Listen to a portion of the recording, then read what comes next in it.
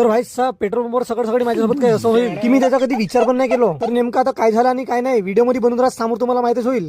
तर मित्रांनो आज सकाळ सकाळी मी कबुतराला दाना पाणी करायसाठी आलो तेवढ्यात माझी नजर पडली या कबुतरावर आणि काही दिवसा अगोदर यांनी टाकलं होतं अंडे आणि आज बघितलं तर अंड्यामधून बच्चे पण बाहेर निघाले होते. तर हा आहे त्या कबुतराचा बच्चा आणि हा तर सेम टू सेम त्याच्यावरच गेलाय आणि याची तर ग्रोथ खूप स्पीड मध्ये होत आहे. तुम्हाला पण पूर्णपणे याची ग्रोथ बघायची असेल तर माझ्या अकाउंटला फॉलो नक्की करा. त्याच्यानंतर माझ्या घरावर दिसला मला एक मोर.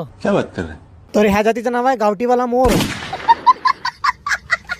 आणि ह्या मोराला उडता पण येते. एवढंच मला माहित झालं की पेट्रोलचं शॉर्टेज पडणार आहे म्हणून मी आलो पेट्रोल पंपावर आणि भाई साहेब लंबी लाईन.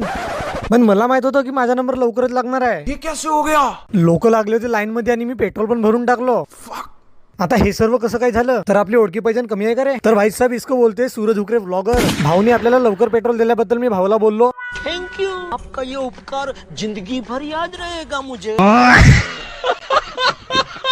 त्याच्यानंतर मी आलो शुभम भाऊच्या घरी कारण मला पाहिजे होते थोडे बहुत शोचे झाड म्हणून घेतलोय थोडे बहुत झाड पैशानी नाही फ्री मध्ये. किती रुपये आले? 500 रुपये. अबे साले. आता याला तर म्हटलो मी पैसे तर देईन पण धानाचे पैसे आल्यावर.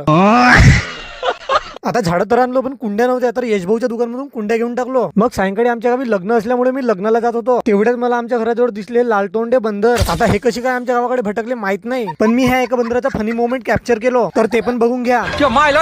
ये तो सब गुंडा लोग हैं, भाग रे. लग्नाला जायच्या आधी मी आलो मंदिरमध्ये चालू होती आरती वगैरे झाल्यानंतर डोक्याला लावला टीका आणि खाल्ला प्रसाद आणि सरळ आला नवरदेवाच्या वरातीकडे आणि इथे होता घोडा.